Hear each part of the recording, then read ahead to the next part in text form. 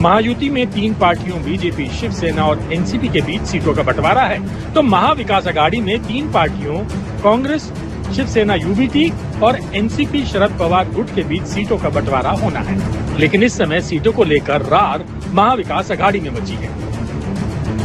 लोकसभा चुनाव में महाविकास अघाड़ी ने 48 में से 30 सीटें जीती तो कांग्रेस का हौसला कुछ ज्यादा ही हाई हो गया। लोकसभा में सबसे अधिक 13 सीटें जीतने वाली कांग्रेस अब विधानसभा चुनाव में कभी शरद पवार की पार्टी वाली सीट पर तो कभी उद्धव ठाकरे की पार्टी के प्रभाव वाली सीट पर दावा कर रही है। मसला ऐसा फंसा कि बात धमकी और चेतावनी तक पहुंच गई। आज मैं राहुल गांधी जी से भी बात करूंगा। महाराष्ट्र के नेता है, वो निर्णय लेने में सक्षम नहीं है, ऐसा मुझे लगता है। कि मातोश्री में जाके सब चर्चा करते थे। उद्धव जी को जिस प्रकार से महाविकास आघाड़ी के सामने कटोरा लेके घूमना पड़ रहा है, उनकी स्थिति मैंने अभी तक ऐसी देखी नहीं। संजय राउत का काम, संजय राउत क्या कर रहे हैं, हमें संजय राउत के बारे में मुझे कुछ बोलना नहीं। आपको बता दें कि गुरुवार को मुंबई के एक होटल में अघाड़ी के नेताओं की बैठक हुई। शिवसेना यूबीटी से संजय राउत, कांग्रेस के नाना पटोले, विजय वडेट्टीवार, सतेज पाटिल और एनसीपी शरद पवार गुट से जितेंद्र अवार्ड जैसे नेता शामिल हुए। 9 घंटे तक चली बैठक के बाद भी 28 सीटों पर पेच फंसा रह गया। बैठक में शामिल दलों के बीच फैसला हुआ कि इन सीटों पर अब दिल्ली में ही फैसला होगा, लेकिन समाजवादी पार्टी जैसे दल को ना तो बैठक में बुलाया गया, ना ही उनकी मांग पर कोई गौर किया गया। उधर से रिप्लाई नहीं आ रहा है? नहीं, रिप्लाई उधर से जब बात करता हूँ, सब हमारी बातें चल रही हैं, हम बताते हैं आपको, फिक्र मत कीजिए, बताते हैं आपको। तो लेकिन जब मीटिंग में नहीं बुला रहे हैं तो बात कैसे? वो कह रहे हैं पहले 3 पार्टियों की मीटिंग होगी, वो खत्म हो जाएगी, फिर आप लोगों को बुलाएंगे। मुझे भी बता दीजिए नहीं क्या करना, बस यही चेतावनी समझिए आप है, ये धमकी नहीं है। कुल दरवाजा बंद नहीं है, हमारे दरवाजे महाविकास आघाड़ी के वो हमारे साथ में रहेंगे, यही हमारा प्रयास है। लेकिन साथ कैसे रहेंगे जब एक ही सीट पर कांग्रेस भी दावा कर रही है, शरद पवार की एनसीपी भी दावा कर रही है और तो और समाजवादी पार्टी भी दावा कर रही है। ये सब जब सीट शेयरिंग हो रही होती है पार्टियों के बीच में, इस तरह के पड़ाव, मोड़, स्पीड ब्रेकर सब आते हैं, लेकिन बातचीत होती है और बातचीत से रास्ता निकलता है, अभी भी निकल रहा है। तो महाराष्ट्र में विधानसभा के चुनाव हैं और सीटों के बंटवारे पर यहां पर भी पेच फंसा हुआ है। विदर्भ की जो 12 सीटें हैं वहां पर कांग्रेस और शिवसेना यूबीटी में तगड़ा झगड़ा बढ़ चुका है और झगड़ा इतना बड़ा है कि दोनों ही दलों के नेता अब सुलह के लिए शरद पवार के दरबार में पहुंच गए हैं। सूत्रों के मुताबिक शिवसेना यूबीटी विदर्भ की उन 12 सीटों पर दावा ठोक रही है जिन सीटों पर एमवीएम का कोई विधायक नहीं है और इसे लेकर शनिवार को 9 घंटे की मैराथन बैठक भी हुई है जो पूरी तरह से बेनतीजा निकली है।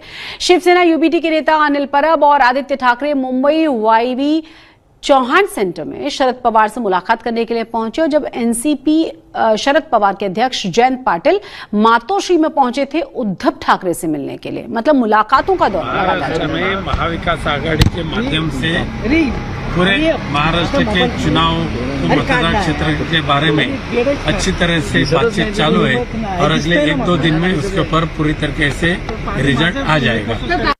महाराष्ट्र में महाविकास आघाड़ी के माध्यम से पूरे महाराष्ट्र के चुनाव मतदान क्षेत्र के बारे में अच्छी तरह से बातचीत चालू है और अगले 1-2 दिन में उसके ऊपर पूरी तरीके से रिजल्ट आ जाएगा। को लेकर सुनिए क्या कहा है नाना पटोले ने। हमारे से ज्यादा तो महायुति में गड़बड़ है, अभी कुछ सामने नहीं आ रहा है, लेकिन मेरा ये कहना है कि हमारा भी 30-40 सीटों पे जो है वो जो सीटों का बंटवारा है वो सवाल हो जाएगा। कल हम पहली लिस्ट डिक्लेयर करेंगे, ऐसा हमारा प्लान है। कल हम मिल के तीनों लोग प्रेस कॉन्फ्रेंस में लेने का हमारा प्लान है। और इस खबर पर तमाम जानकारी के साथ हमारे संवाददाता ऋत्विक भालेकर जुड़ गए। ऋत्विक, कहा यह जा रहा था कि विधानसभा चुनावों में बिल्कुल लोकसभा चुनावों की तरह बीजेपी यानी कि महायुति अघाड़ी का खेल बिगाड़ सकती है महाविकास अघाड़ी, लेकिन जिस तरीके से अभी सिर्फ टॉबल या फिर सीट शेयरिंग का फॉर्मूला इतनी बड़ी बड़ी मैराथन बैठकों के बाद भी सामने नहीं आ रहा है, उससे यह लगता है कि मुश्किलें कहीं महाविकास अघाड़ी के लिए खड़ी न हो जाए और इसका फायदा महायुति को न मिल जाए।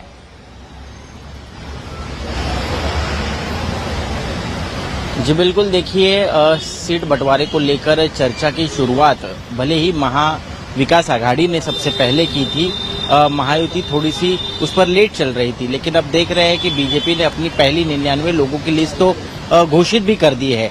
हालांकि अगले 1-2 दिन में चाहे एकनाथ शिंदे की शिवसेना हो या अजित पवार गुट की एनसीपी हो, उन दोनों की भी लिस्ट सामने आ जाएगी। लेकिन महाविकास आघाड़ी में विदर्भों के 12 सीटों को लेकर जो पेच बना हुआ है वो सुलझने का नाम नहीं ले रहा।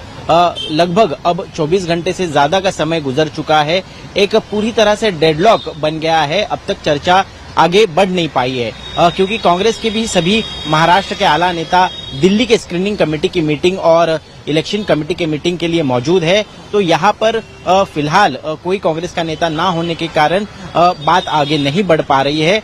बावजूद उसके कहीं ना कहीं संजय राउत लगातार निशाना साध रहे हैं कांग्रेस के नेताओं पर और कह रहे हैं कि वो कोई बहुत ज्यादा सीटें नहीं मांग रहे, बल्कि वो सीटें मांग रहे हैं जिन पर कांग्रेस कभी भी नहीं जीती। लेकिन कांग्रेस का कहना है कि मुंबई में सबसे ज्यादा सीटें आपने ली है क्योंकि आपका स्ट्रांग होल्ड है, तो विदर्भ की सीट जहां पर हमारा स्ट्रांग होल्ड है हम अपनी सीटें कैसे दें। अब इसका पेच कैसे सुलझेगा ये तो आने वाला वक्त बताएगा शशि। लेकिन अब एक और चीज ये है ना कि अगर 188 सीटों पर अकेले चुनाव लड़ने की तैयारियां चल रही हैं तो ये तो बहुत बड़ा झटका उनके सहयोगियों के लिए हो सकता है।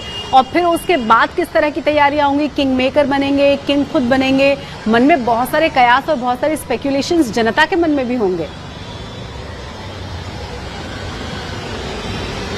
जी बिल्कुल होंगे, लेकिन अब कल से हम देख रहे हैं कि एकनाथ उद्धव ठाकरे के गुट की शिवसेना के नेता हो या फिर कांग्रेस के नेता हो, वो अब शरद पवार के संपर्क में है। शरद पवार बैकडोर टॉक कर रहे हैं कहीं ना कहीं कांग्रेस के आला नेताओं को और उद्धव ठाकरे को सेम पेज पर लाने की कोशिश जारी की गई है। कल देर रात तक 1.5 घंटे तक बैठक भी मातोश्री पर, जहां पर मैं फिलहाल खड़ा हूं, वहां पर शुरू थी। हालांकि संजय राउत अब सभी चर्चा कर यहां पर पहुंच चुके हैं। अब वो उद्धव ठाकरे से बातचीत करके आगे किस तरह की रणनीति बनानी है, या महाविकास आघाड़ी का एक सहयोगी दल बनकर सामने जाना है या खुद के दम पर जोर आजमाइश करनी है, इस पर क्या चर्चा होती है ये देखना बहुत ही महत्वपूर्ण होगा। ये बिल्कुल माना जाएगा। लेकिन एक और चीज मैं यहाँ पे आपसे समझना चाहूंगी, आप बस ये बताइए कि क्या इसके लिए कोई टाइमलाइन सेट की गई है, क्योंकि एक तरफ तो वहां पे नाम जारी किए जा रहे हैं, दूसरी तरफ अभी सीट शेयरिंग नहीं हो पा रही है। बेशक जिस तरह से फायदा हमने लोकसभा चुनावों में देखा, अगर बहुत डिले हुआ, स्ट्रैटेजी